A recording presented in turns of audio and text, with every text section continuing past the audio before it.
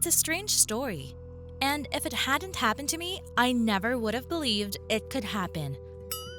But I'll give you the details that will convince you that I'm not lying. Most importantly, watch to the end. I'm 14 and everyone calls me Camille. Only my father affectionately calls me Cami, and I'm his favorite daughter. Even though he has with Sandra, his wife, 3 other children, she's a beautiful woman. And I wish she were my biological mother. Because I know very little about mine. Dad used to tell me the same romantic story about the young beauty Melinda, whom he saw under the dome of the circus and fell in love with her. He used to tell me about their short but passionate love affair, in the end of which I appeared, and about how one circus performer was fatal for a talented aerial gymnast. Yes, my mother died when I was a baby. But my dad's boundless love and his newfound wife Sandra's care for me gave me a happy life. It's like a fairy tale, isn't it? And I thought so, until I discovered the terrible lie they were hiding from me. It's a secret, I'll tell you in a minute. But for now, please subscribe to the channel and don't forget to click on the bell so you don't miss new and interesting stories. We lived in a wealthy area of London, and I went to a private school with my stepbrothers and sister. Since I was a little girl, I lived in a beautiful luxurious house with servants.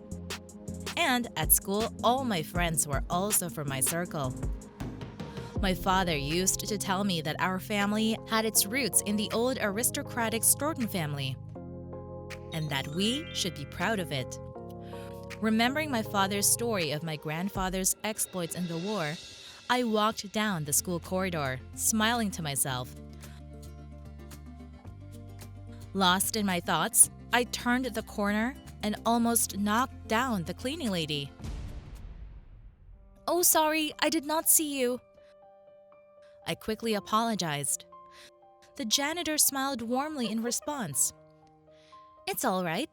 I'm supposed to be inconspicuous." And then she hurried on with her head down. Her answer stuck in my head, and I surreptitiously began to observe the woman. Neat, in uniform, always busy doing something. It was obvious that she was working very hard. Apparently, she valued her work.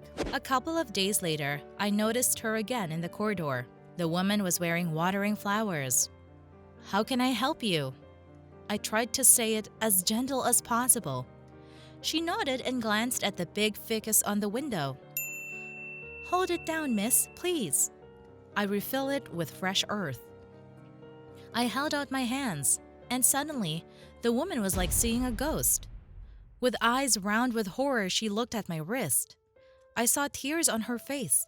Covering her mouth with her hands, she shook her head. "No way! This is impossible!" Crying, the woman ran away. I felt sick to my stomach. Yes, I had a big heart-shaped birthmark on my wrist. But that was no reason to react so harshly. I didn't see the cleaning lady for the next few days, and the story began to fade away. But suddenly on Friday after school, I came out of the classroom, and then I was abruptly grabbed by the hand and dragged. After a couple of minutes, I found myself in the staff room. The cleaning lady stood in front of the door and looked at me with tear-red eyes. "Listen to me, child." For a couple of days I hesitated, doubted, but finally decided to tell you everything. "Let me out, or I scream!" I felt uncomfortable at the pressure of a stranger with trembling hands. "I will not hurt you. Never. Show me your wrist, please." "Stop it! Have you never seen a birthmark?" Suddenly, the woman holds out her hand to me, and just below my elbow I see a birthmark just like mine. "I'm your mother, Violet." The woman started sobbing. Is this some kind of a joke or something? I waved my hands. Stop it. My name is Camille, and my mother is dead. But the woman wouldn't let up. He stole you from me. Bloody Stortons. They couldn't allow their precious son's wife to be poor and to earn her money in a traveling circus. My daughter! I'm alive! I couldn't listen to it. I pushed the crying woman aside and ran out of the back room. The driver was waiting for me on the street. Half an hour later, I was already sitting in my room, trying to calm down. What was this all about? Why did she call me violent? How did she know my father's last name? And what am I supposed to do with this information? As I got older, I was surprised that my dad didn't have any pictures of my mom. I didn't know what she looked like. And my grandparents never wanted to talk about her at all. It was as if everyone wanted to forget her quickly. Even Sandra, Dad's wife, got lost when I started asking questions. It disturbed me, and after what I'd heard today, it all made more sense. I looked at my birthmark and wondered what to do. Should I ask my father? What if it's true? Then my whole life would turn out to be fake. I was stolen from my mother. They took her out of my life. They gave me another name. Do I want to hear the truth? What would you do? Would you reveal the bitter truth? Or live in a beautiful, rich lie? Please let me know. Hi, I'm Carla. I'm 15 years old and I caught my stepmother in the act. But first things first. My mom died of a serious illness when I was 5. And ever since then, my dad has spent all of his time with me. We spent evenings together, we went on walks, we talked. Everything was wonderful. And 2 years ago, he met Mimi at work. I could tell right away that she was a real flirt. But for the first time in years, Dad was happy. Soon they got married, and the 3 of us started living together. Mimi just hated me. When Dad was away, she pretended I wasn't there. But when Dad was, she became a loving, caring stepmother. One weekend, we went to our country house. I took my boyfriend George with me to make it more fun. The weather was beautiful, so Dad and George went fishing right away. I read a book on a deck chair on the porch, and Mimi relaxed in the house. Relaxing in the sun, I dozed off. And when I woke up, I was thirsty. I ran into the house for a drink of water, and suddenly I saw Mimi at the window. She was whispering languidly to someone on the phone. I love you very much, too. I'll be there tomorrow. I felt like a cold shower from head to toe.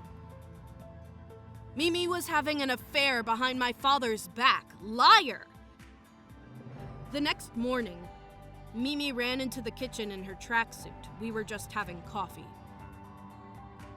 I'm going for a run, Mimi chirped, ran out into the yard, and a minute later I heard the sound of an engine.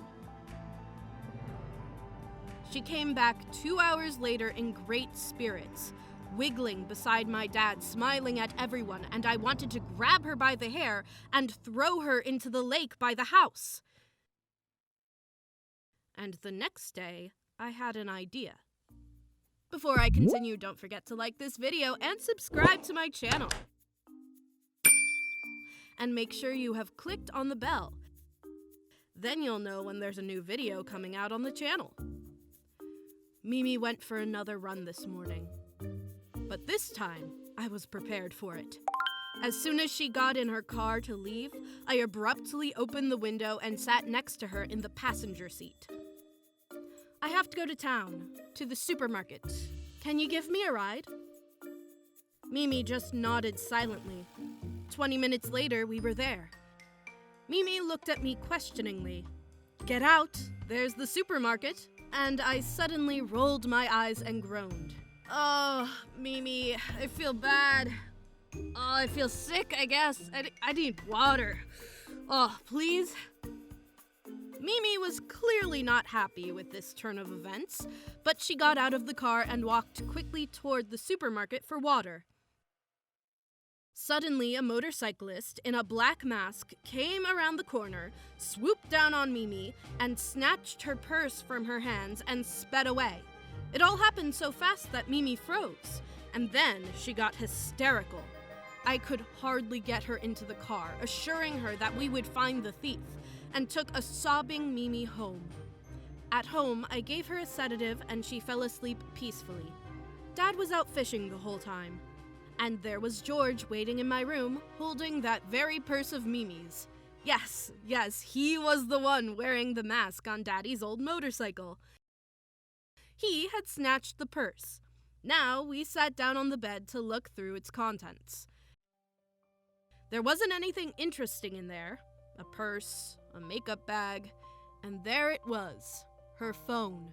Not even password protected. We're in luck. I found a correspondence between Mimi and Miguel, and even a picture of her with a guy I didn't know.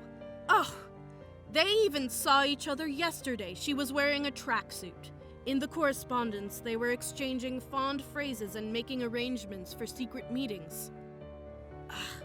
I was terribly disgusted. I heard my dad coming back from fishing. I went downstairs. He was so happy he'd caught a lot of fish, and he asked where Mimi was.